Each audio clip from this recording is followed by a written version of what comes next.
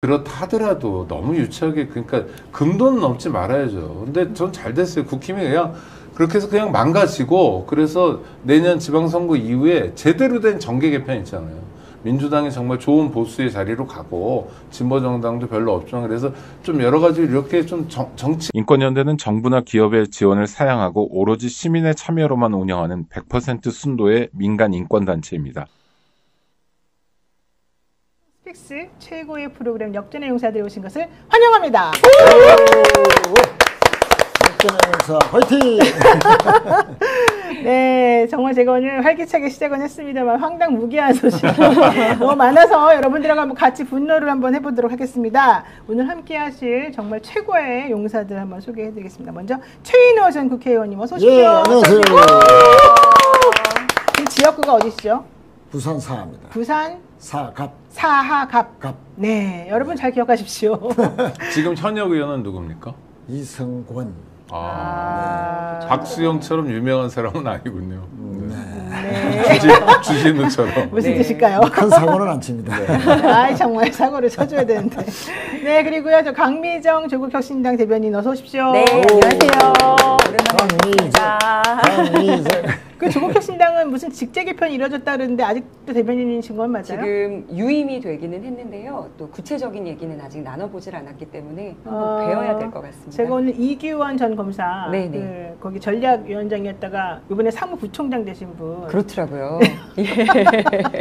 만났거든요. 네. 네, 그래서 본인의 대변인 겸 사무부총장을 원한다 그래서 아니 그럼 우리 강 대변인은 어떻게 되는 거야? 속으로 생각하고 왔습니다. 네. 네, 그리고 오창희 인권연대 사무국장님 어서 오십시오. 네, 안녕하세요. 감사합니다. 네, 오늘은 정말 최고의 패널인 게 오창희 이 사무국장님께서 이 교도소와 구치소의 모든 것을 다 알고 계십니다. 다는 아니고 조금. 오늘 윤석열 씨의 그 정말 이 양아치 행동 오늘 한번 좀 날카롭게 분석해 주실 것으로 제가 믿고요. 네, 오늘 방송 한번 시작을 해보도록 하겠습니다. 첫 번째 주제는요, 여러분들 뭐 너무너무 다 아실 텐데요. 윤석열 씨 강제 집행 무산 소식을 한번 알려드리겠습니다. 세상에 네, 만상에나. 네, 오전 8시 40분에 특검이 가서 수사관과 함께 일어나세요! 그런데도 불구하고 2시간 동안 뭉개면서 난 못 일어나! 사각 팬티 입고 있었다는. 엉덩이가 무겁긴 무겁나 보더라고요. 진짜 너무너무 예. 제가 창피스러워서 사각 팬티 입었다는 게 오늘 드러났습니다. 아니, 저는 12월 3일까지는 네. 그래서 그 사람을 대통령이라고 불렀었어요. 다른 분들도 그랬겠죠. 그렇죠. 주로 방송 공간에서 뭐 윤석열 대통령. 근데 그랬던 제 입을 씻고 싶은 심정, 더러운 기분 있잖아요. 그러니까 다른 게 아니라 정말 더러워요. 그 장면을 연상하는 게.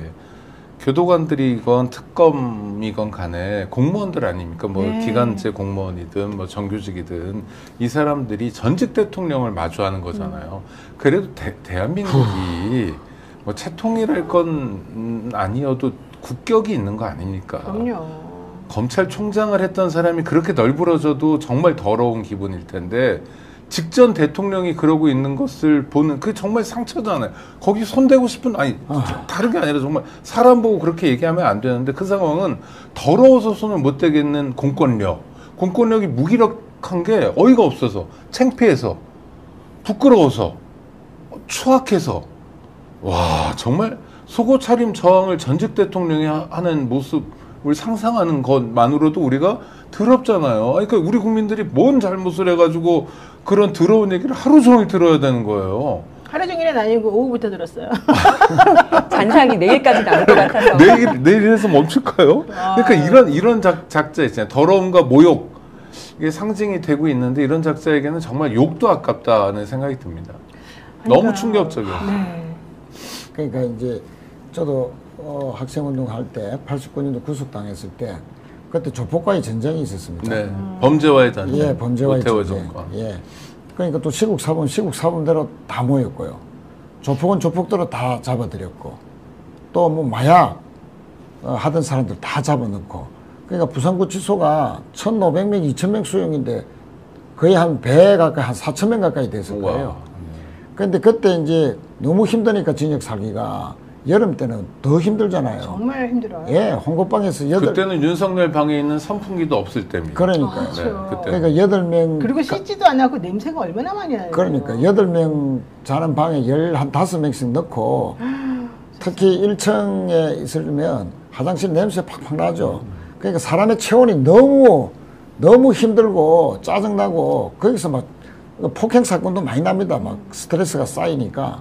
그러니까 이제 독방에 가고 싶어서 일부러 싸우는 거죠. 징벌받는 일부러 거죠. 특히 조폭들은 일부러 싸우고 사고 쳐서 이제 독방으로 가면 혼자 있으니까 그나마 좋다는 거죠. 15명, 16명 있는 것보다는.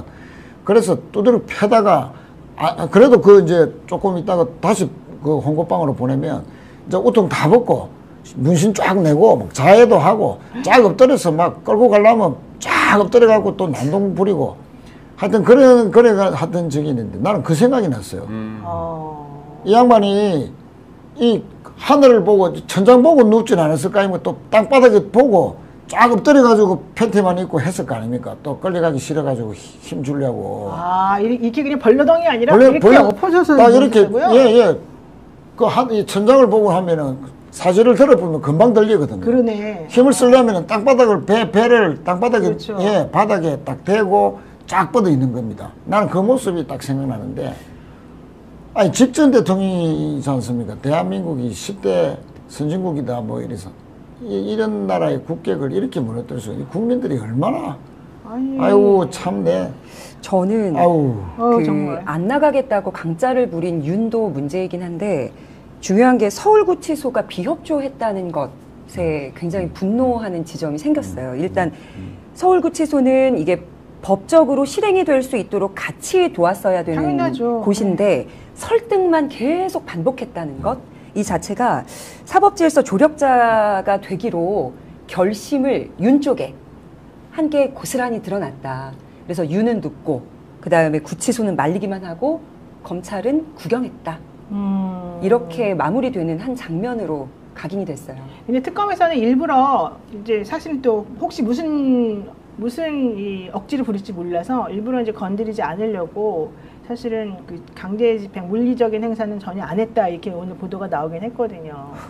근데 또 하나는 이제 속옷 차림이잖아요. 네, 아까 건드릴 수 없을 것 같아요. 그렇죠. 일단 더러워서도 그렇고 끌어내면 윤석열의 프레임에 말리는 거예요. 이 사람의 피해자 코스프레에 네. 이거다 이거 그냥 전직 대통령을 뭐 그때는 또 그럴 거예요. 그러니까 끌어내는 것은 쉬운 일이고 하나도 어려운 일은 아닌데 지금 상황에서 끌어냈어야 되느냐. 또 하나는 실제로 이게 실무적인 건데 저 사람 끌어내면 뭐 담요나 이런 거를 이렇게 감싸고 이런 준비를 해야 되는데 그렇죠? 포승, 뭐 그러네. 수갑 이런 준비도 안 했을 거예요. 그러니까 그 다음에 특검보고 갔다 그러잖아요. 현장에 특검보가 경험이 아무리 많아도 전직 대통령이 안 할 말하는 건 저도 전직 대통령이 그런 걸 그러고 있을까 죄송합니다. 오은영 선생님 같이 가시면 네? 예, 오은영 선생님 아니 그 사람도 그렇게 우는 겁니까? 우는 겁니까? 아니 저 정말 상상을 상상해가지고 예, 그러니까 대응을 못한 거예요. 아마 그러니까 상상이 안 됐을 정말 황당한.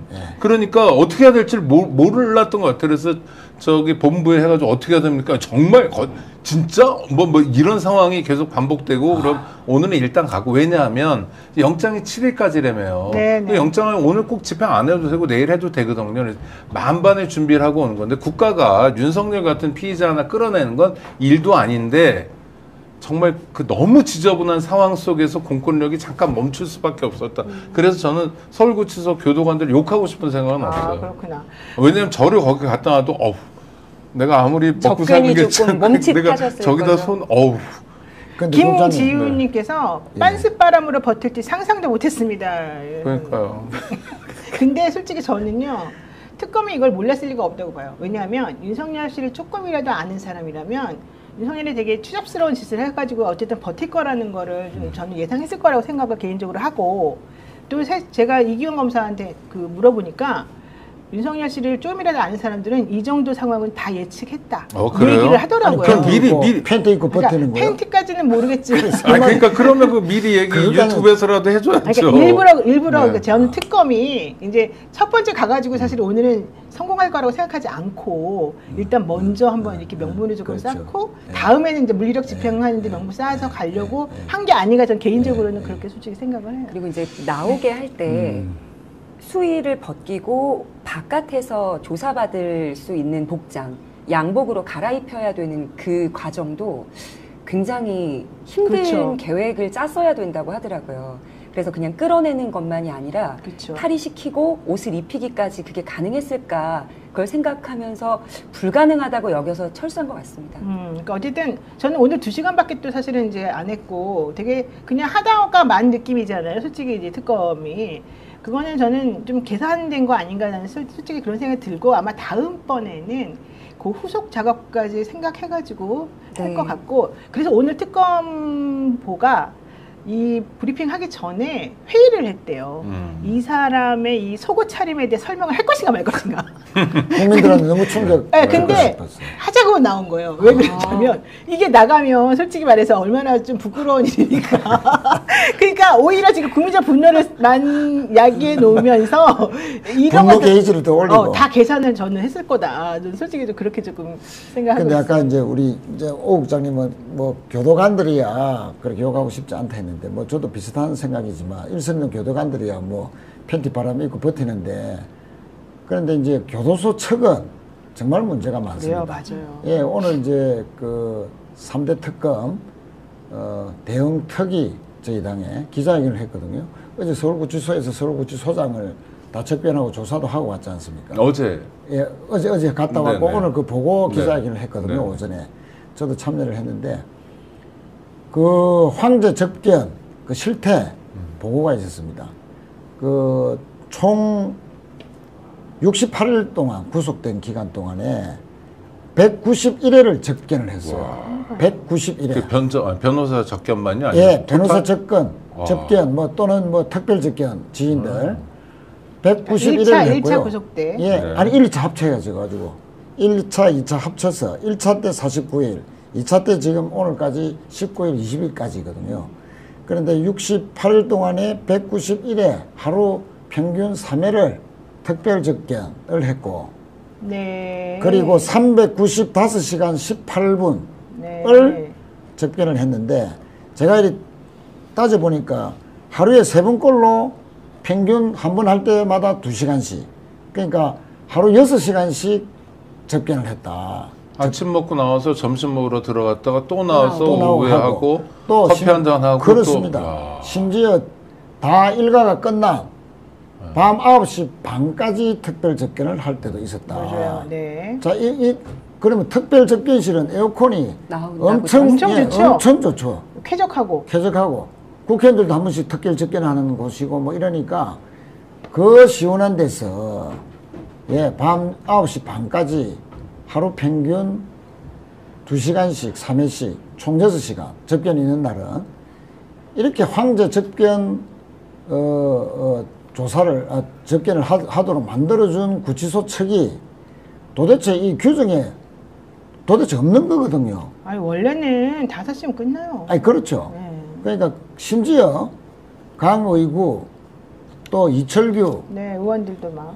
이런 그 저 공범으로 윤상현 생각되는. 공범 네. 또 윤상현은 그 공천 개입 또 육성으로 다 나왔지 않습니까? 네. 압수수색도 당했고 강의구는 내란특검 압수수색 당했고 지금 조사받고 있고 이철규 최혜병 순직사건 은폐 딱 그것도 압수수색 당하고 있는 와중에 다 이 사람들도 다 접견을 허용했다는 것은 증거인멸 하라고 말 맞추기 하라고 그 방조한 거나 마찬가지죠. 구치소석이 맞습니다. 이거는 그 구치소장 앞으로 정말 이 양반에 대해서는 심각한 사후 내란 동조죄, 네. 은폐, 방조 이런 쪽으로 해서 책임을 물어야 될 것 같습니다. 네, 더불어민주당 소속 3대 특검 종합대응 특별위원회 이른바 3대 특검 특위가 구치소를 조사한 다음에 오늘 얘기를 했습니다. 기자회견을 했는데요.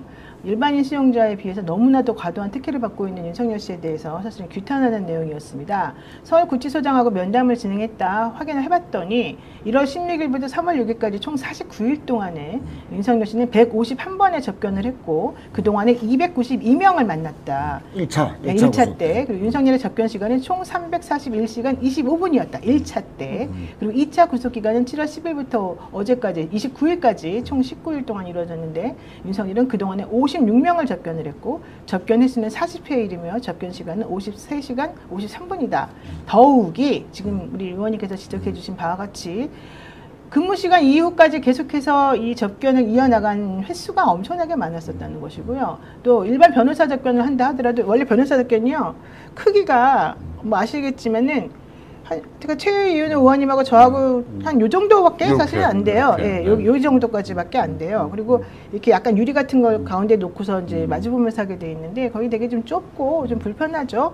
그런데하고는 비교도 안 되게 조사하는 사람들이 쓰는 그 접견실에서 아주 그냥 황제 접견을 하고 있었다라는 얘기인 건데요. 이런데도 구치소장은 뭐 어쩔 수 없었다 뭐 이런 얘기를 지금 하고 있었다는 얘기입니다. 아 정말 이해할 수 없는 구치소장의 행태인데 그래도 어쨌든 뭐 구치소 나름대로 무슨 힘든 일이 있었을까요? 이렇게 해줄 수밖에 없었다? 저 일단 전직 대통령 예우라는 측면에서 뭐 그다음에 그때는 인사권이나 이런 데서 자유롭지가 않잖아요. 근데 이제 정권이 바뀌었으니까 새로 법무부 장관에 취임하신 분이 이제 아마 정상화 법무장관 상황을 짚을 것 같고요. 그다음에 문제가 있다면 업무를 지시하면 되거든요.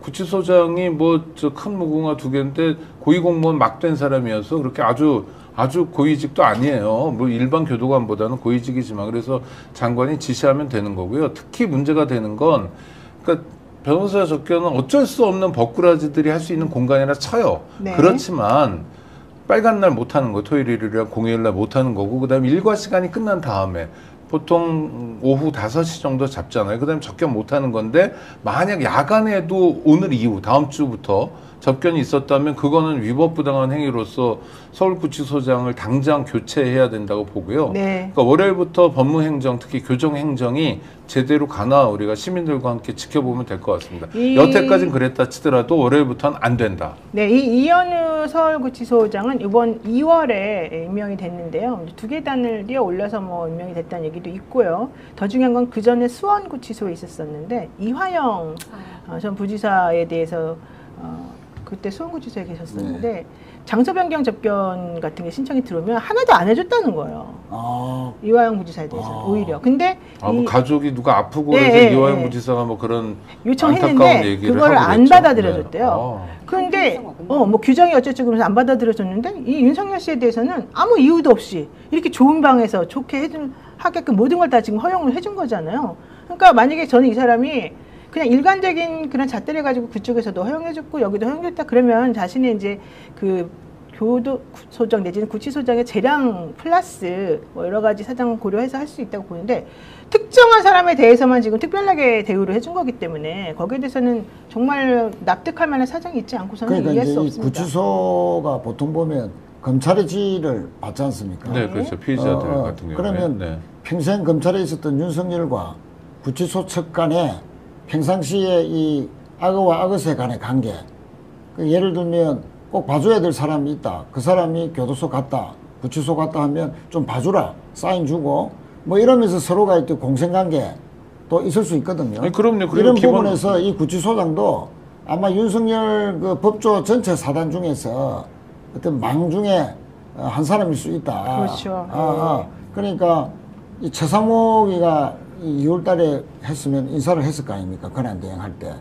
그러면 뭐 어디서 부탁받고 윤석열이 그 서울구치소에 있으니까 구치소장 좀 그런 사람 좀 배치시켜 라고 해서 배치했을 수도 있습니다. 그래서 이 사람이 전적으로 다 봐주고 다 증거인멸하도록 이철규 받아주고 윤상현 받아주고 강희구 받아주고 등등등 심지어 하루에 39명이나 접견을 시켜줬다는 거 아닙니까? 우와. 기록이 최고기 39명. 아니 실명위기에 빠지고 기저질에 있다는 사람이 조사도 병 때문에 못 받는 사람이 무슨 하루에 39명이나 접견하면 한 사람 만나도 힘든데 그러니까 이런 거는 구치소장이 의도적으로 했다고 밖에 볼 수 없는 겁니다. 네. 제가 최 의원님 말씀에 정말 동의를 하면서 지금 음모론처럼 들릴 수 있겠지만 이 수용소가 윤의 내란 계획 같이 음모했거나 혹은 다른 건으로 혐의를 받고 있는 사람들의 작전 본부처럼 돌아갈 수 있다는 생각을 합니다. 제일 안전하게, 왜냐하면 밖으로 외부로도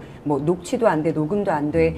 그래서 가장 보호받으면서 등잔밑처럼 그곳을 활용하지 않았을까라는 생각을 하게 되네요. 그럴 수도 있겠네요. 예. 저는 그렇게까지는 생각을 못했는데 생각해보니까 엄청 큰 방에서 엄청 여러 명이 접견하면서 별별 얘기를 사실 다 할 수도 있었고, 지난번에 송영길 대표가 사실은 그 서울구치소에 있을 때 네. 같이 있었다는 거거든요. 근데 송영길 전 대표 말에 의하면은 그 당시에 윤석열에 대한 이상한 특혜 같은 게 있어가지고 자기는 되게 이상했다라고 얘기를 지금 합니다. 물론 이제 그 당시에는 이제 말씀을 안 하셨지만, 그런 걸 보게 되면 분명히 뭔가가 조금 있어 보인다. 이제 이런 특히 얘기는 1차 구속 1월 16일부터 3월 6일이지 않습니까? 그때 한참 이제 탄핵 심판 네. 재판이 있을 때입니다. 그때 다 말 맞추기 하고 지휘하고 윤석열이 384명을 불러서 일일이 지시하고 은폐하고 증거인멸하고 작전 짜고 이런 게 다 했다는 구치소 그때 안에서 당시- 방금 우리 강 대변인 말씀대로. 그때 당시에 안 그래도 지금 계속 얘기되는 게 들려오던 얘기가, 이건 뭐 제가 그 당시 알았지만 말을 못했던 건데, 그 윤석열이 있는 그 층을 다 비워놓고 네. 그 국회의원들이 그냥 왔었어요. 아주 편안하게 드나들면서 별별 그거를 다 했었다는 얘기가 있었어요. 그러니까 구치소장이 그 사후 내란 뭐 동조 이런 거에 정말 한번 들여다볼 정도로 그러니까 네, 법무부에서 맞아요. 심각한 이거 범죄 방조 또는 가담 이거 혐의가 있다 봐야 네. 됩니다. 법무부 장관이 당장 감찰 지시해가지고 확인해야 되고요. 맞습니다. 그다음 월요일 아침부터는 전혀 다른 상황을 해야 되고, 만약에 서울구치소가 문제라면 저는 윤석열 그 피의자를 뭐 동부구치소나 이송시키면 돼요. 예를 들어서. 그래서 그 카르텔을 깨야 되고요. 당장 월요일부터 윤석열이 어떤 대접을 받는지, 정말 공평하게 법 앞에 만인이 평등한지, 아니면 윤석열은 여전히 무슨 황제처럼 지내는지 우리가 감시하면 될 것 같습니다. 맞습니다. 이제는 알았으니까. 왜냐하면 네. 지난번에 내란 특검이 구치소장에게 왜 협조를 안 하고 솔직히 잘 할 수 있는데 니네 왜 안 하냐 이런 얘기를 그때 했었을 때 구치소장이 니네가 와서 해라. 네. 사실 그런 태도를 보였었거든요. 그리고 근데 또 그 하나. 이후에 지금까지 사실은 상황이 그러면 어쨌든 그렇게라도 했으면 조금 달라져야 되는데 그 이후에도 달라지지 않았다는 거잖아요. 이게 가장 문제인 것 같아요. 걱정이 되는 게 윤석열이 속옷 차림으로 체포에 불응하고 나서 1시간 접견을, 변호인 접견을 했단 말이죠. 네. 그러면 다음번에 또 체포하러 왔을 때에 이렇게 대응하자라는 시뮬레이션을 그 안에서 돌려봤을 가능성도 있다고 생각을 합니다. 그래서 지금 우리 대표님 말씀하신 것처럼 구치소 자체를 다른 곳으로 이제 이관하든지 바꾸는 게 카르텔 뭐 개혁의 소장 핵심인 것 인사 같아요. 조치해야죠. 네. 확인되면. 그리고 이거 위법부당한 일이거든요. 특히 야간에 뭐 접견을 이렇게 허용하고 이거는 문제가 있고, 지금 현 소장 시기인지 봐가지고 법무부에서 간단하잖아요. 몇 가지 서류만 보면 되고 장관이 확인해서 바로 조치해야 된다. 네. 어쨌든 특검이 온다는 소리를 듣자마자 옷을 다 벗었고 속옷만 입고 있었고, 특검이 떠나자마자 곧바로 또 옷을 다 챙겨 입고 11시 30분부터 네. 1시간 동안 접견을 했다는 얘기가 있는데, 그때 무슨 얘기를 했는지. 그렇지만 또 이분들은 윤석열 씨의 행동에 대해서는 변호인은 얘기하지 않고, 특검이 막 그런 얘기까지 하는 거는 너무 인신모독이다. 우리가 옷을 벗은 이유는 이 신체적으로 조금 더위 때문에 이 체온 조절 능력이 떨어졌기 때문에 어쩔 수 없는 거였다. 이렇게 지금 변명합니다. 정말 끼리끼리 유주상종. 그건 모르셨구나. 어. 그렇게 얘기가 나왔어요. 처음에 그 유정아 변호사라는 사람이 와가지고, 이 특검 너무한다. 막 이렇게 화를 내더니, 우리가 옷을 벗은 이유는 이러이러한 것 때문이야. 라고 말하면서 어쩔 수 없이 벗었는데, 우리를 이렇게 망신줘? 이렇게 얘기를 했습니다. 도대체 계몽의 세계는 끝이 어디예요? 모르겠어요. 야, 정말 끼리끼리 논다. 정말 하여튼 다음 대단하죠? 특검 갈 때는 재수복도 미리 만들어 가서 재수 번호 있지 않습니까? 네. 정확한 번호를 딱 달아가지고 갖고 갔다가 아주 인권 침해 없이 적법하게 옷 뭐 팬티만 입었으면 다 이제 갈아입히고, 그 구급하던 그 뭡니까 이게 이제 매트리스처럼. 매트리스 네. 같은 것도 싹 하고, 혹시 바닥에 떨어지면 안 되니까 하여튼 소미불도 좀 옆에 두든지 솜이불? 하여튼 돼요. 해서 네. 전혀 다치지 않게 적법하게 했어. 그리고 그 과정을 전부 녹화해야 됩니다. 네, 나중에 가득 딴 소리 해볼까 할지 모르니까. 생각합니다. 금지 우ገብ이 따로 없네요. 네, 완벽한 준비를 해요. 메리아스와 팬티차림 등 수준의 언사가 언론을 통해 전파되도록 방조한 특검은 정말 각성하라. 이게 바로 유정아 변호사가 주장한 내용이고요. 수의를 입지 않은 경위에 대해서는 심장혈관 및 경동맥 협착의 문제, 자율신경계 손상으로 인한 체온 조절 장애 우려로 그것도 체온 조절 장애가 아니라 체온 조절 장애 우려로 인한 것이었다. 검사를 이렇게 또 따로 했나 변호사가 얘기를 했습니다. 이거는 검사한 게 아니지. 그냥 아무 체온 말이에요, 장애 아무 우려가 말. 있다. 그냥 네. 우리가 내가 생각하기에 그런 부분이 있을 수 있다. 40도가 넘어가지 않냐. 이제 이런 주장을 했던 것입니다. 네, 다들 황당해가지고 말을 못하고 계시는데요. 네, 역전영사들 지금 보고 계신 많은 분들 구독, 좋아요 눌러주시고요. 계속해서 우리 방송 이어나가도록 하겠습니다. 지금 이게 체포영장이 7일 정도 유효기간이 있다고 하는데 특검에서는 다음에는 물리력 동원하겠다고 경고했습니다. 그럼 다음에 이제 사지를 들어 올려서 뭔가 조치를 취하겠다는 얘기인데 네. 하겠죠? 이번에는? 네, 그럼요. 쉬워요. 네. 그건 어렵지 않고요. 쉬워요? 아니 뭐 몸무게 좀 나가봤자 그런 거를 많이 해봤기 때문에 교도관들도 할 수 있고 정 어려우면 뭐 경찰에 요청해도 되는데 그러지 않아도 얼마든지 할 수 있는 번쩍 들면 되고요. 네. 여러 사람이 들면 돼요. 뭐 다리에 2명씩 붙고 뭐 그래서 8명 정도가 들면 가뿐하게 들리고요. 그 다음에 저 의원님 말씀하신 것처럼 보호를 위해서 포승을 채우는 게 중요합니다. 수갑을 뒤로 채우고 그다음에 포승 채우고 그럼 꼼짝 못 하거든요. 이렇게 뭐 몸만 움직여야 되는데 그렇게까지 정확하게 움직이라고 그러고 그렇게 모셔다가 옷 입혀가지고 그래 조사하면 되는데 뭐 진술 거부권 행사하겠죠 아마. 뭐 그거대로 가는 거고 하여튼. 특검으로서는 이게 김건희 특검이잖아요. 또 뭐 불러야 될 때 많은데 일단은 뭐 불러보고 그다음에 우리가 할 수 있는 일을 최선을 다해서 해본다. 근데 뭐 진술 거부하거나 그러면 어쩔 수 없으니까 일단 노력은 했으면 좋겠습니다. 체포영장도 이미 발부받았으니까. 네, 특검이 조금 더 강단 있게 해주기를 바라는 마음이고 이게 다른 재소자들에게 본보기가 되지 않기를 바라는 마음입니다. 윤석열 씨는 맨날 입만 열면 뭐 법치가 뭐 어쩌고저쩌고 뭐 자기는 뭐 정말 법과 원칙과 공정을 지키는 사람이라고 했는데 지금 하는 거 보면 정말 동네 양아치랑 똑같이 아니 근데 동네 양아치가 진상부리 때랑 행동이 똑같지 않습니까? 동네 양아치급은 아니고요. 광역 단위의 양아치 같아요. 아, 그래요? 진짜 크게 동네는 잡으셔야, 동네는 안 그래요? 없고. 그런데 아니 이 사람을 행동이죠. 검찰총장으로 모셨던 그 검사들 중에 지금쯤 되면 한두 명이라도 내부망에 부끄럽다. 이게 저 사람 하나 때문에 우리 조직이 얼마나 지금 뭐 검찰 개혁도 해야 되고 엉망진창 아니냐라고 좀 반성하는 친구가 하나쯤 있어야 되는 거 아닌가요? 그런 얘기 하나도 안 나오죠. 안 나오죠. 얼마나 잘 먹고 잘 살기에 아직까지도 그렇게 꿈속에서 미망 속에 사로잡혀 있는지 모르겠어요. 정말 부끄럽습니다. 그러니까 부끄러움은 멀쩡한 사람도 우리 구독자님 우리만 부끄러워해. 우리만 부끄럽고 네. 이 사람들은 아무 상관이 없나 봐요. 그러니까요. 아유, 참.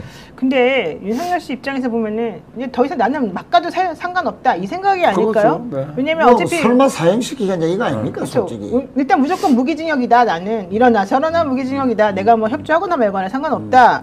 그리고 나는 좀 있으면 사면 당할 수 있다. 그러니까 괜찮다 이거 같아요. 게다가 지금 지기현 부장도 자기 재판에 이유도 없이 안 나오는데도 아무렇지도 않게 지금 휴가 가셨지 않습니까? 이런 부분을 보면은 일단 지기현 부장에 대해서는 믿는 구석이 있는 것 같고 나머지 거에 대해서는 너 6개월 동안 나 구속시켰지? 해봐라. 나 이제 여기서 버티면서 좀 있으면 나갈 거다. 이런 생각도 할 수도 있을 것 같아요. 전직 대통령의 예우 중에 남아있는 거, 파면됐더라도 남아있는 거 싹 걷어드리고요. 그 다음에 서울구치소에서도 남들처럼 홍거방이라고 그러죠. 여럿이 함께 사는 방에 보내면 해결됩니다. 네. 5평방에 15명 정도 들어있거든요.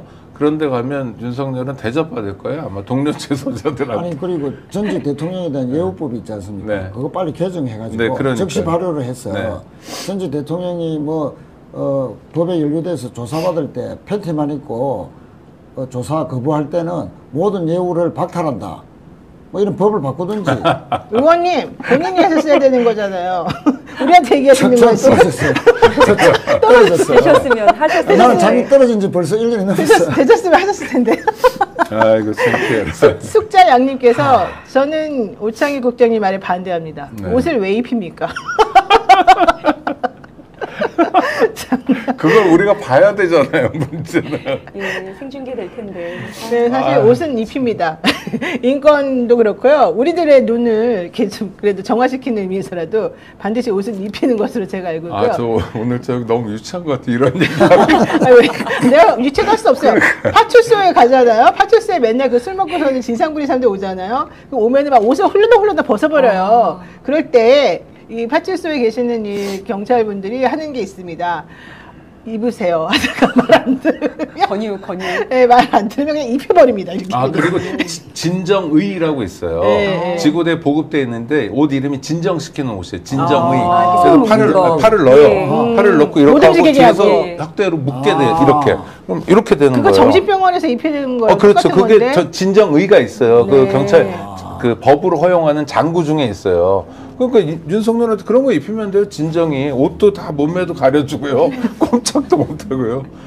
참 윤석열 진짜 이 정말 인간. 우리가 왜 이런 얘기를 지금 하고 있는지 좀 부끄럽다. 우리가 왜 그분이 무슨 팬티 입었는지까지 다 알아야 되는지 속상하다. 이런 얘기 좀 했습니다. 자, 또 두 번째 얘기를 한번 해보겠습니다. 김건희 특검이 지금 현대건설의 이 건설 경호처 간에 현대건설과 경호처 간에 연결고리를 지금 찾고 있고요. 네. 특히 현대건설이 왜 공짜로 이걸 지어줬나? 그래놓고 또 이제 와서는 왜 또 가덕도 신공항 얘기도 그렇고 왜 지금 또 약간 딴소리를 하고 있나? 사실 이게 좀 중요하지 않습니까? 여기 좀 전문가 모셨습니다. 최인영 의원님 요즘 아주 거기에 지금 집중해서 하고 계시는데요. 설명 좀 해주세요. 네. 무슨 그러니까 상황인지. 이제 현대건설의 윤영준을 주목할 필요가 있는데요. 누구요? 윤영준. 예, 전 현대건설 사장. 지금은 현대건설 사장 할 때 한국주택협회 회장의 되고 지금도 하고 있는데 22년 말에 사장이 됩니다. 그런데 현대건설이 현대그룹 안에서 수익성을 빨리 제고시켜라. 너무 수익률이 떨어진다. 그래서 엄청난 이제 사장 뒤에 압박을 받고 있었던 상황이었어요. 네. 그러니까 이제 수익률이 높여지려면 국책 사업을 수주하는 것이 가장 빠르죠. 안정적이고. 그리고 그 공사 기간 자체를 늘리면 늘릴수록 그렇죠. 편하게. 수익도 수익률도 올라가고 리스크도 확 줄고. 자, 이런 그 아주 목마름에 있던 시점에서 오늘은 뭐 보도가 이제 육사 나온 현대건설의 당시 자문 받았던 네. 자문역인 이모 씨. 이모 씨가 경호처 차장인 자신의 동기, 육사 동기 김종철 씨. 김종철 씨에게 현대건설 윤영준 사장을 소개시켜줬다. 그래서 이제 간주공사를 새롭게 하게 됐다. 그리고 특히 스크린 골프장 삼성동 안가 내고 룸바 네. 스크린 골프장 룸바 특히 지극히 사적인 욕구를 해결하는 저녁에 술 먹고 낮에는 스크린 골프 치고 그리고 또 사우나 친구실 하고. 옆에서는 사우나 하고 딱 코스가 맞지 않습니까? 예.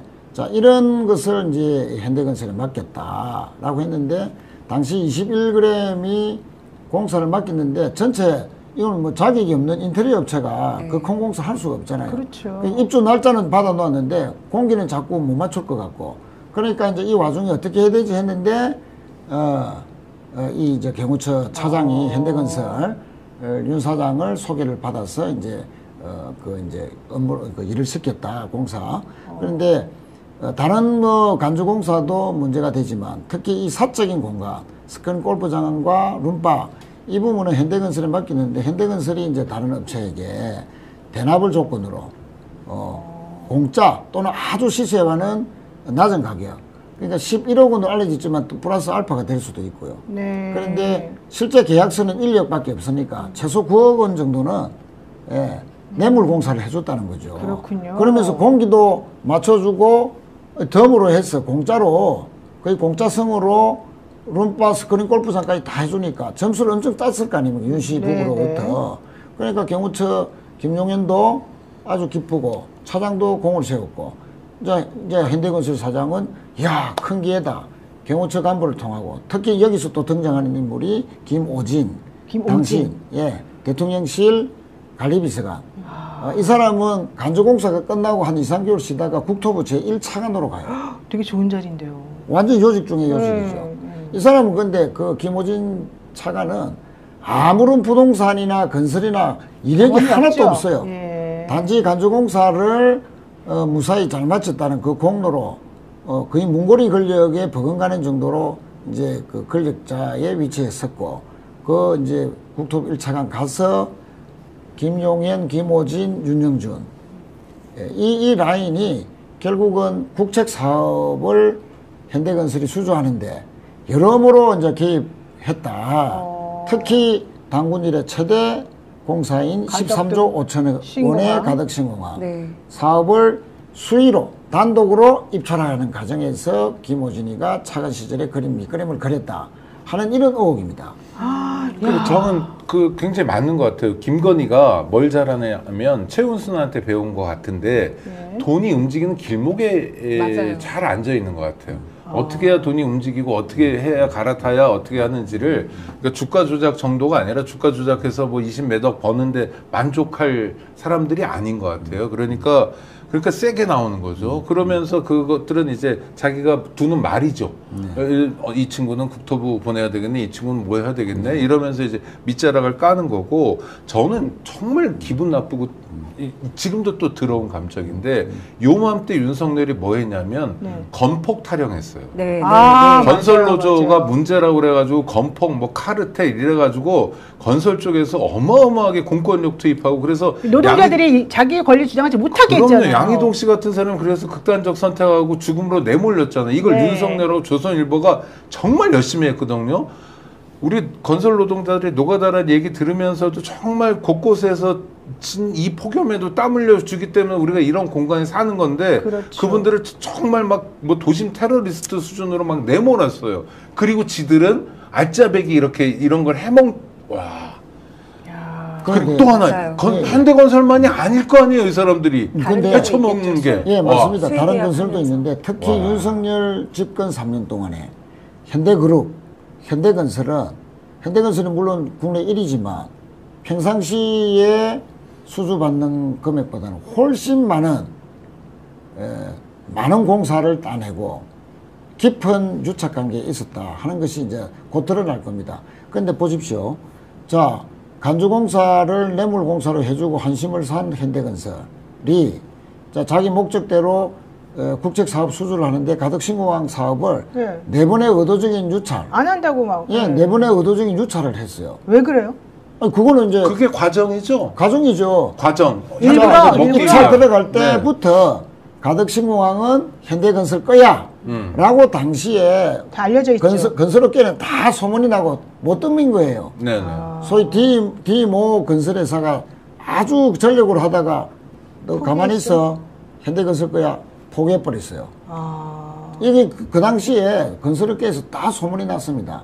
딱 예상대로 네 번의 유찰 의도적인 끝에 유찰 끝에 네 현대가 번의 유찰되면은 이제 수의 수의 계약을 할 계약할 수 수 있죠. 있으니까. 법적으로. 그때 딱 수의 계약을 하는데 그때도 6년짜리 그 입찰 공고가 7년으로 늘려줘요. 1년이나 또 늘려주네. 1년으로 늘려줍니다. 1년 늘렸다는 건 어마어마한 이제 작정하고 이권을 해먹어라. 주고요. 작정하고 당연하죠. 해먹어라. 그렇구나. 자, 그렇게 이제 단독으로 특혜 수의 입찰을 해놓고요. 자, 그게 작년 10월 말이었습니다. 수의로 단독 입찰이 된 지가 낙찰이 됐는데 네. 한 달 반 후에 계엄이 터져요. 그러니까. 이때부터가 더 중요합니다. 네. 계엄이 터지잖아요. 12월 3일 날. 네. 그런데 이제 그 계엄 터지니까 세상이 난리가 나고 좀 있다가 이제 구속되고 탄핵 국면에 들어가잖아요. 네. 그 헌법재판소 3개월 동안 하면서 4월 4일 날 예. 탄핵이 됩니다. 네, 4월 파면되죠. 4일 날 파면이 돼요. 네. 그리고 그 뒤로부터 3주 후에 현대건설이 수주 포기 선언을 합니다. 그러니까. 10조 5천억짜리 공사를 낙찰 받아놓고 6개월 만에 포기선언, 그 포기선을 10조 5천억짜리를 그냥 포기한다고 말을 그게 못하니까 가능한가요? 그게 말을 못하니까 네. 108개월 7년으로 받았잖아요. 네. 6년짜리를 7년으로 1년 넘는 기간 연장을 해서 받아놓고 또 2년 더 108개월 9년짜리로 해달라고 기본 설계를 제출합니다. 이 말은 무슨 말이냐면 이거는 국가계약법 위반이잖아요. 그렇죠. 예, 맞습니다. 예. 국가에서 입찰을 했는데 안 하겠다는 얘기는 그렇죠. 그 공기 내에 하겠다고 턴키 그것도 턴키 청키를 그냥 다 맡겨버려요? 그래 턴키로 받았잖아요. 이렇게 큰 공사를 턴키로 받는 것도 특이하죠. 사실 이상하죠. 예. 공기를 줄이라고 해서 그 목적이 턴키 방식이잖아요.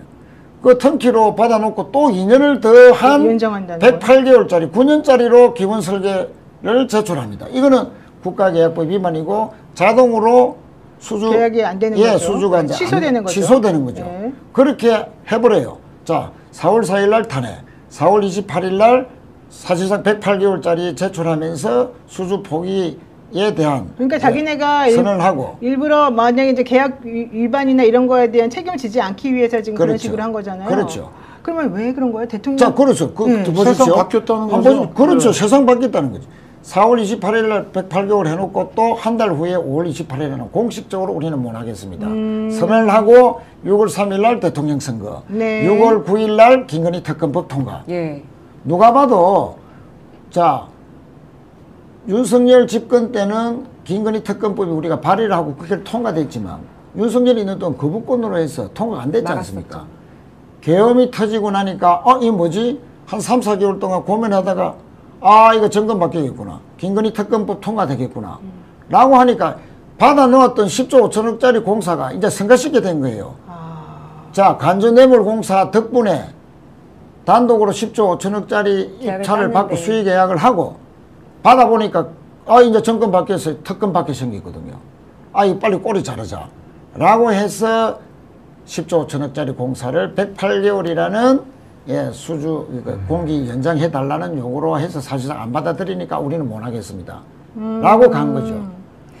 이게 희대의 사건이에요. 아니 근데 그 공항을 바라는 부산 시민들은 뭐예요? 모욕도 이런 뭐 거 장난하는 것도 이거는 아니고. 부산, 울산, 경남 1,000만 시도민 또 이 가덕신공을 지켜보고 있는 국민들을 향한 기만이고 이런 범죄가 없습니다. 만약 건설 사상 이거는 초유의 초대형 기만 사건이자 범죄 행위죠. 네. 정말 감옥 많이 보내야 되겠네요. 네, 현대건설은 윤 씨 부부의 사적인 공간, 관저, 골프장 뭐 이런 거, 또 경호처, 초소 이런 삼청동 안가 이런 4곳 정도를 본인들이 이제 헐값에 사실은 이 공사를 해주고 돈이 더 들어가는 경우는 하청업체로 돌려버리고 다운 계약서 같은 거 쓰고 근데 이제 이렇게 해놓고 사실은 가덕신공항에 대한 그 계약을 따낸 것으로 지금 사실 이제 좀 추측이 되고 있고 이 역할을 누가 했느냐 그랬더니 현대건설의 그 이모 씨라는 사람이 들어오면서부터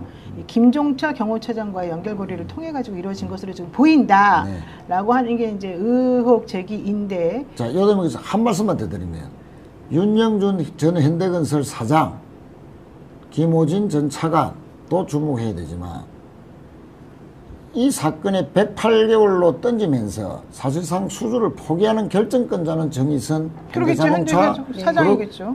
회장이거든요. 네. 그러면 이 정의선 회장이 언제부터 알았을까? 그냥 마지막에 타월 던질 때 보고를 받았고 108개월 해야 됩니다. 이러면 공사 못합니다. 이거 안 받아들이면 이래 쏘가서 그냥 그러면 포기해. 이렇지는 않을 것이다 하는 게 제 심정이고 저는 조금 더 캐고 있는데 정의선 회장이 상당히 어느 순간부터 깊숙이 관여했을 것이다. 관여했을 가능성도 매우 높다는 것을 제가 증언을 조금 듣고 있는데 좀 더 확인 중에 있습니다. 이에 대해서 현대건설의 입장은 이렇습니다. 현대건설은 대통령실과 지난 30년간 청와대 본관 등 여러 시설물 공사 계약 관계를 유지해 왔다. 우리가 굳이 그런 사람을 통해 가지고 이번 사건과 같은 데에 연루될 이유가 전혀 없다. 한남동 관저공사 수주를 위해서 특정인의 친분을 이용한 사실도 이유도 전혀 없다. 이렇게 말했습니다. 근데 여기서 이제 핵심은 그러면 그 이모 씨라는 사람을 왜 채용했냐? 이모 씨의 정확한 역할이 무엇이었냐? 이게 궁금하잖아요. 왜냐하면 그 사람을 연결고리로 해서 44기 동기인 김종철이 연결됐고 그래서 이 계약까지 왔다는 거니까. 그러니까 30년 청와대 공사를 했겠죠. 30년 청와대 공사를 한 건 맞습니다. 보안시설에 대해서 현대건설이 노하고 있는 거는 맞는데 30년간 청와대 공사하면서 스크린 골프장 지어준 적이 있습니까? 삼청동 안가 룸바 지어준 적이 있습니까? 현대건설이. 그것도 공짜성으로. 아주 시서와 저기 공짜랑 마찬가지로 뇌물공사 해준 적이 있습니까? 너무 특이하잖아요. 그렇죠. 예. 그러니까 제가 알고 있는 그 건설 업체도 돈이 모이는 곳이 항상 중소기업과 대기업 사이의 그 연결고리, 그러니까 그 허브라고 하는 곳엔 항상 돈이 모이는데 김예성도 그렇고 김건희도 그렇고 이 64, 44기도 그렇고 지금 말씀하시는 가덕 신공항 말고도 미군 부대를 어디서 어디로 이전하는 사업 계획을 수의계약처럼 누군가가 21g 같은 작은 업체가 그걸 따내요. 네. 그럼 그 뒤에서 밀어주는 대기업이 존재하고 그 대기업과 이 중소기업을 잇는 과정 중에서 생기는 이득을 정부 그러니까 윤김이 편취한 것이 아니냐라는 의혹 저도 가지고 있습니다. 그래서 이게 육사 동문이라는 사적인 관계가 사업의 수주, 그래서 이권 카르텔을 따로 만들어서 군사, 관료, 그다음에 건설 이권 복합체로 이게 딱 샘플 하나가 현대가 잡힌 거지 다른 업체들도 많이 앞으로 발각이 될 것 같다는 생각을 합니다. 저는 그리고 제가 좀 궁금한 게 솔직히 김건희 씨나 윤석열 씨의 특성상, 성격상 혹은 그동안에 해왔던 패턴상 그냥 현대건설 너 여기서 이거 이렇게 그냥 공사 조금 하고 저 10조 거 네가 다 먹어 이럴 것 같지 않아요. 그래서 이게 중요한 부분 아닙니까? 그 대목이 적시 우리 노벨에서 맞습니다. 요 대목에서 날카롭습니다. 또 네. 제가 하나 캐고 있는 것이 자 그러면 11억짜리 공짜 뇌물 공사 해줬다고 10조짜리를 따줘? 그러니까 말이 안 되잖아요. 그냥 너 알아서 10조 먹어 이래 했겠습니까? 안 김건희가? 그렇겠죠. 절대 안 그러죠. 그랬겠죠. 예. 이것의 또 다른 대가를 어디론가 통해서 하려 했다는 것도 제가 지금 듣고 있습니다. 그것까지. 정리되면서 제가 스픽스에서 그 수사 중이죠, 의원님 지금. 조사 중이고요. 중이신 거죠? 수사 중인데 아니 의원님은 조사 중이고 특검은 수사 근데 중이고. 특검이 워낙 지금 수사가 바빠서 많아서 못해요, 지금. 수사 요청서를 수요일 날 가서 특검보를 만났어요. 문홍주 특검보를.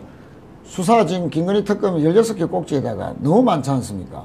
간접뇌물공사까지는 그래 들다 보고 있었는데 사실은 이 경호 육사 이모 씨 방금 얘기했던 이것까지도 아마 특검 쪽은 알고 있었을 것 같은데 가덕신공항까지 10조 5천억 수주한 과정 포기했던 과정 이것까지 하려니까 힘들어서 못할 것 같아요. 와, 좀 그런 표정이었는데 그래도 너무 정황이 뚜렷하고 이어지는 인과관계가 뚜렷하고 10조 5천억짜리 공사를 의도적으로 포기한 것 자체는 엽기적이고 희대의 전무후무한 사건이지 않겠습니까? 그러니까 들다 보기는 들다 보고 해야 되겠고 하여튼 뭐 그런 이제 그 부분이었는데 어쨌든 김건희가 10조 5천억짜리 공사를 봐주고 네. 뭔가 다른 식으로 또 이득을 취하려 했다는 뭐 그런 것에 대해서 하여튼 그러니까 민주당에서 김건희 특검 연장하고 인력 보강하고 네. 그래서 당장 법 개정 들어가야 될 것 같고요. 또 하나는 지금 이 와중에도 국힘은 뭐 친윤이니 아니니 아이고. 그 다음에 윤어게인이니 어쩌고 그러면서 길거리에 정말 이상한 사람들 잔뜩 모아다가 당의 명주를 이어가려고 하는데 정말 반성해야 되는 거 아닌가요? 근데 전환기 씨, 길을 타고 사는 사람들 전환기 씨는 뭐 무슨 면접을 본 적 자기가 뭔지는 모르겠지만 그러니까요. 이런 지금 국힘 이상한 공채 일기 되겠네요. 그러면 정말. 어쨌든 정신 좀 차리시기를 바라고요. 최인호 의원님 힘 계속 내시기를 바랍니다. 지금 보좌관도 없이 혼자 또 이걸 다 하고 계신가요? 이게 좀 덥습니다. 그러니까 힘드실 것 같은데. 여기 박수 한번 보여주세요. 우리 구독자 여러분들도 같이. 열심히 하겠습니다. 열심히. 여러분들께서 최인호 의원을 그 용기를 좀 북돋아 주시고 도와주셔야 그리고 너 잘한다 이렇게 해주셔야지 사실 힘내서 더 하십니다. 이분이 서울까지 왔다 갔다 매일 주마다 하시는데 제가 옆에서 보기 너무 안쓰럽습니다. 제가 원래 좀 찔깁니다. 그러니까요. 네. 여러분 부산 사하 갑? 예. 네, 3년 있다가 부산 사하 갑입니다. 자, 그리고 세 번째 주제 한번 보겠습니다. 김건희 씨 비화폰 확보했는데 이게 다 초기화가 돼 있어가지고 뭐 자료가 하나도 없다 이런 얘기 지금 나와 있어요.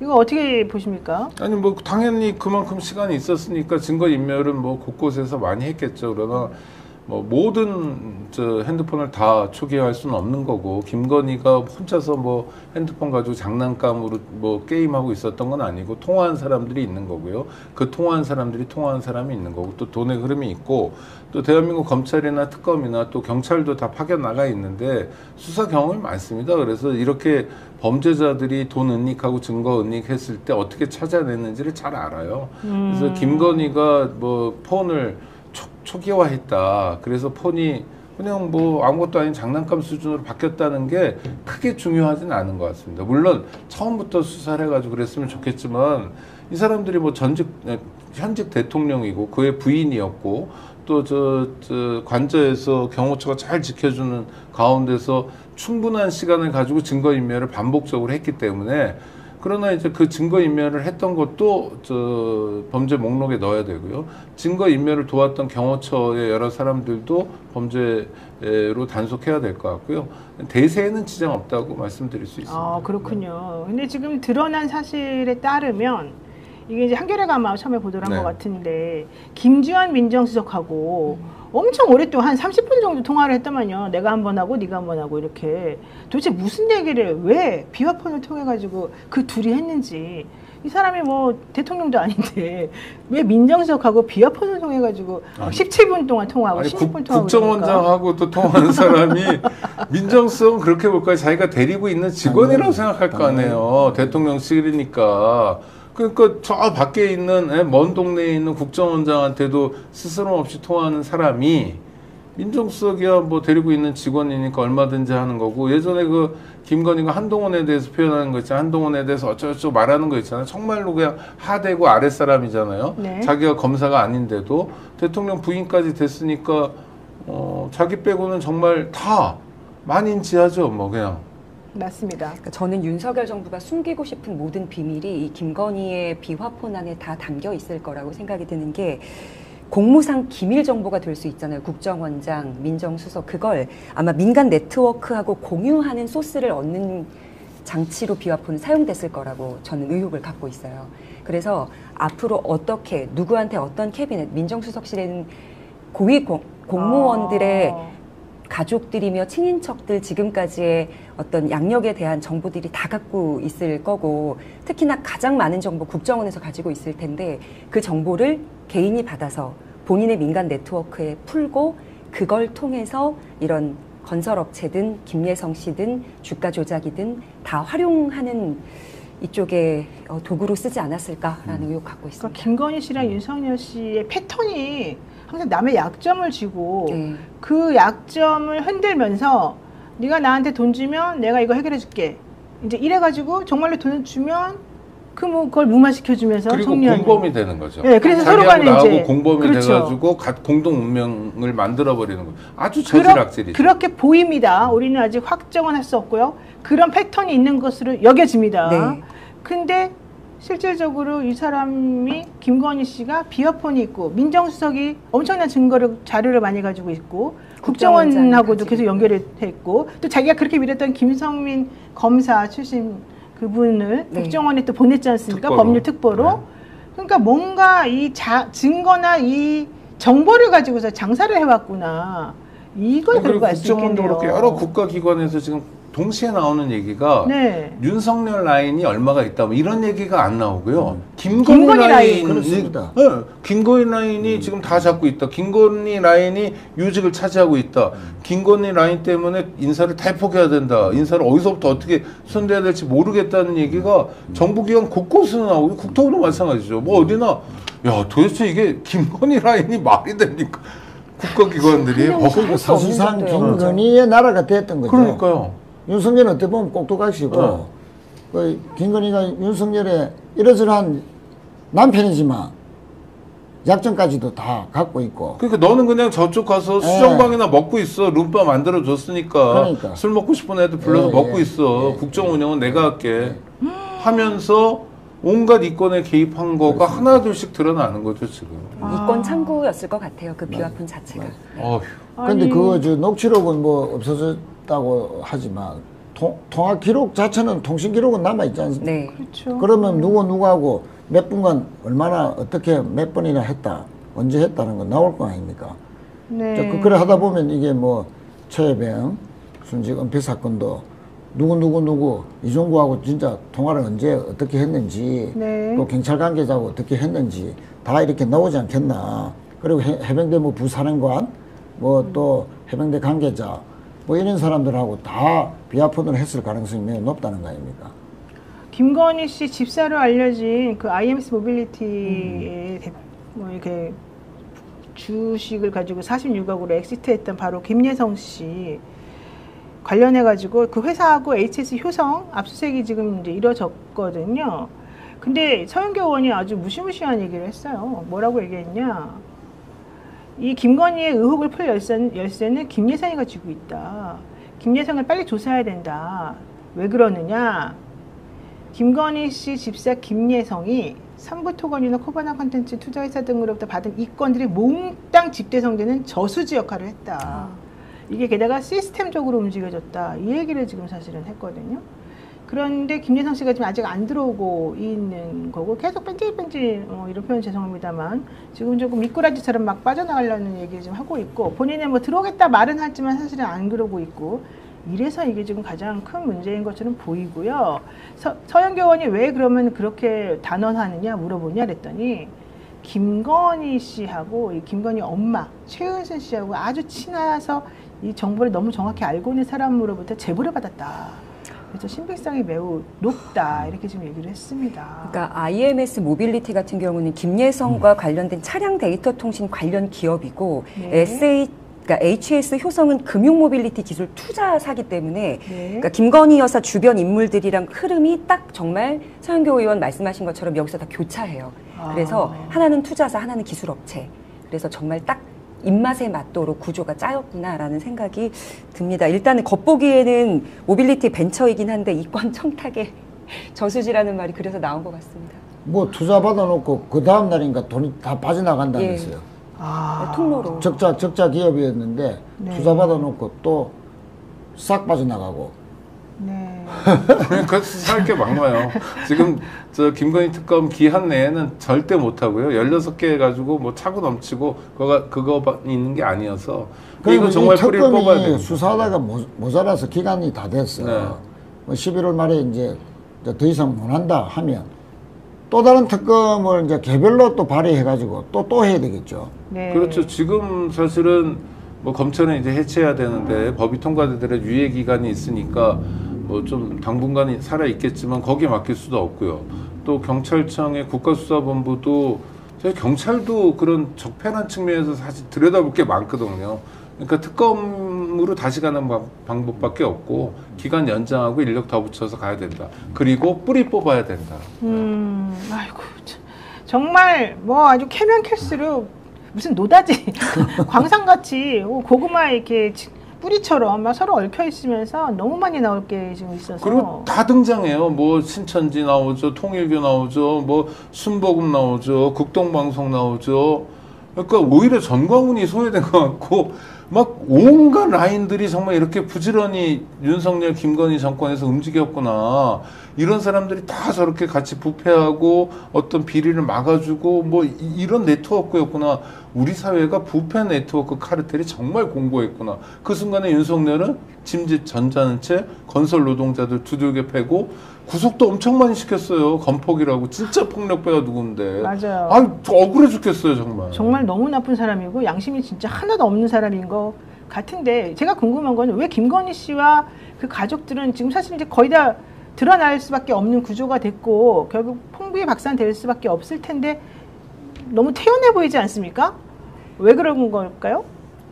공직에 있었던 적이 없기 때문에 그냥 민간인으로 대우를 받아서 처벌의 수위를 낮출 수 있다는 믿음 가지고 있는 것 같아요. 내가 다 한 게 아니라 누군가 다 대리를 했지만 그 범죄의 주체가 현직 공무원, 뭐 장관, 그리고 뭐 아까 말씀하셨던 뭐 국정원, 검찰이었기 때문에 본인은 법망을 빠져나갈 방법이 있다라고 확신을 하는 것 같아요. 그리고 나는 제가 보기엔 남편이 다 뒤집어 쓸 거다 이런 믿음이 있는 것 같아요. 어차피 뭐 전직 대통령이었으니까 어차피 당신이 이제 무기징역이고 못 나오니까 다 덮어 써버리고 혼자 안고 가라. 결국 나중에 사면 다 되지 않냐. 박근혜와 최순실의 예를 봐라. 최순실이 들어가면 못 나오지만 박근혜는 나오지 않았냐. 이 생각들을 하고 있는 것 같습니다. 그렇겠죠. 정답인 것 같습니다. 참내 원 정말 안타깝습니다. 네, 벌써 시간이 다 돼버렸는데 하나만 더 하겠습니다. 전환길 면접 보는 국민의힘 당대표 후보 이 얘기를 안 할 수가 없는데요. 국민의힘 지금 최고위원 후보들 중에 2명이 잘렸습니다. 이 명태균 씨가 밀었던 김소연 변호사와 류여혜 씨는 왜 잘린 겁니까? 아세요 혹시? 아직 뉴스를 못 챙겼습니다. 아 그분들이 나갔군요. 그분들 용감하다. 씩씩하고. 씩씩한데 네. 그분들이 잘렸어요. 그래요? 한 4명이 잘렸는데 네. 저는 그 2명은 왜 잘렸나? 김세현 변호사는 왜 잘린 겁니까? 아니 그러니까 지금 친윤을 표방하는 후보들이 네. 월등하게 많았으니까 그러니까 그 두 사람 빼고는 대부분 또 친윤이 들어갔지 않습니까? 그러긴 하죠. 예, 그러니까 뭐 친윤 안에서 좀 어필이 덜 됐겠죠. 컨트롤이 안 돼서 그런 거 아닙니까? 솔직히 말해서. 왜냐하면은 지금 기가 세지 않습니까? 김소연 변호사나 류호혜 씨 다. 그러니까 기준이 윤이나 국힘에 힘 잡고 있는 권력자에 대한 충성도를 보는 것 같은데 지금 떨어진 분들의 경우에는 충성도가 없어요. 아 그래요? 객관적으로 봤을 때. 그리고 아마도 다른 정치 유튜브나 쇼츠에 이렇게 뭔가 국힘 바라기 나는 여기다 뼈를 묻을 거야 하는 그 영상이 없는 걸로 알고 있습니다. 아. 그래서 아마도 쇼츠에 나와야 최고위원이 되고 한번 크게 뭐 목사님 계시는 막 그런 신천지나 아니면 정광훈 그 집회에 가서 발언이라도 한번 한 적 있고 이런 화려한 양력이 있어야 살아남을 수 있는 거 아닌가. 그래요? 그래도 예. 김수현 변호사는 씩씩하던데 나 이준석 잡으러 갈게 이러던데. 그런 태도는 연대합니다. 제일 답답한 분이 그 장동혁. 네. 이 양반은 도대체가 뭐 정체가 뭡니까? 도대체가 뭡니까? 저는 신한동훈에서, 제가 신윤석열에서, 라디오 할 때 신또 전한길로. 장동혁 씨가 고정 출연자였어요. 그래서 아. 매주 봤는데 그 평화방송 할 때요?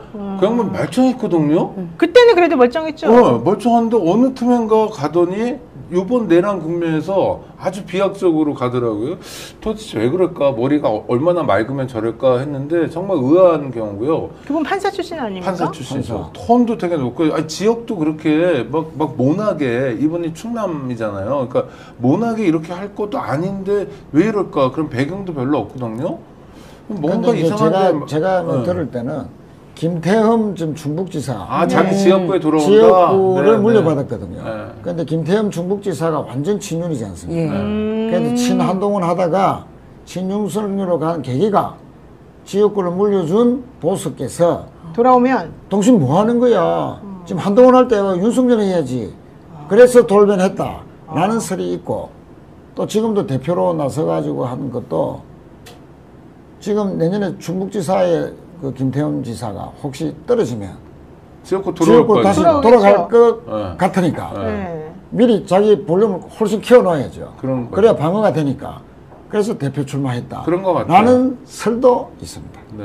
자기 지역구 지키기 위해서 굉장히 극악한 목소리를 높이면서 지역 안에서 존재감을 가져야 정치 거물이 돌아올 공간이 없어진다가 맞는 것 같은데 그렇다 하더라도 너무 유치하게 그러니까 금돈 넘지 말아야죠. 근데 전 잘 됐어요. 국힘이 그냥 그렇게 해서 그냥 망가지고 그래서 내년 지방선거 이후에 제대로 된 정계 개편 있잖아요. 민주당이 정말 좋은 보수의 자리로 가고 진보정당도 별로 없지만 그래서 좀 여러 가지 이렇게 좀 정치가 정화되는 계기였으면 좋겠어요. 가장 충격은 장동혁 의원이 공약으로 윤석열 면회를 걸었다는 건 정말 충격입니다. 그러니까 너무 창피해 죽겠어요. 그러니까 눈 마주치면 약간 궁예 관심법처럼 그 마음이 보여서 바로 대표가 될 수 있다는 자기 캐릭터를 지금 생성 중인 것 같아요. 그러니까 극우들에게 먹힐 수 있는 자기 캐릭터를 만들어서 이렇게 또 측근들한테 들은 바에 의하면 소년보 목사의 지원을 또 받고 있다라는 얘기도 있거든요. 네. 그래서 아마 극우들에게 먹힐 만한 캐릭터 지금 생성 중인 아니 것 같습니다. 부정선거 문제를 놓고 공론의 장을 만들겠다는 공약도 했어요. 네, 막 가는 거죠. 아니 그리고 자기가 극우라고 그러면서 내가 당대표 되면 너네들이 우리 당원들이 50% 이상이 날 찍어준 건데 나 당대표 되면은 그런 소리 하는 사람 다 나가 이랬어요. 예비 독재잖아요. 그러니까 뭐 상태가 안 좋아요. 상태가 안 그러니까 좋아요? 정치 잘못 배운 캐릭터예요. 정치를 하더라도 자기 지역구 지키더라도 그래서 정치인으로서의 면모를 보여줘야 되는데 네. 안쓰럽습니다. 알겠습니다. 그 친윤 정치인들이 국회의원들이 대거 지금 장동혁 의원한테 거의 많이 줄 서고 쏠리는 있대요. 그렇죠. 김문수가 네. 좀 위험할지도 네, 모른다라는 역전 얘기가 가능성도 나올 있다고. 정도로. 네, 지금 그 얘기 나와요. 왜냐하면 네. 김문수 후보가 사실 1등이긴 한데 김문수 후보가 22번이나 말해놓고 말을 홀리당 이렇게 바꿔버리고 말을 안 듣잖아요. 그럼요. 그렇기 통제 안 때문에 되죠. 이 의원들이 위험하다. 장동혁은 우리가 해볼 만하다. 이래가지고 장동혁으로 몰린다는. 그래서 김앤장 단일화얘기가 좀 또 사실 나오고 있는데 그걸 김문수 전 장관이 만만히 내줄 사람은 아닌 것 같아서. 윤3호당 만들면 되겠네요.